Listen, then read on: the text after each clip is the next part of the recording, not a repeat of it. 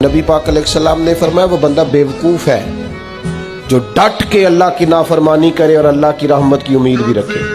یہ تو بیوقوف آدمی کی علامت کہ نہ سنت پہ عمل کیا جائے، نہ شریعت پہ عمل کیا جائے، نہ نماز کی پابندی کی جائے، نہ حلال حرام کی تمیز کی جائے، اور ڈٹ کے کہا جائے کہ اللہ بڑا مہربان ہے معاف کر دے گا. ڈٹ کے کہا جائے کہ دوزخ میں تو کیا میرا سایہ نہ جائے گا. یہ بھی فاسد نظریہ ہے، فاسد. نبی پاک بڑے مہربان بڑے مہربان بڑے مہربان.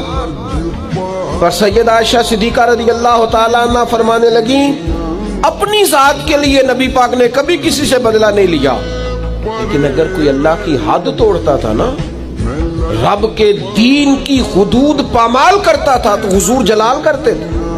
نبی پاک علیہ السلام تو ناراض ہو جاتے اگر اللہ کی حد توڑی جاتی، اور یہاں ڈھٹائی کے ساتھ دلیری کے ساتھ آپ حدود اللہ پامال کریں. یہ فاسد نظریات ہیں.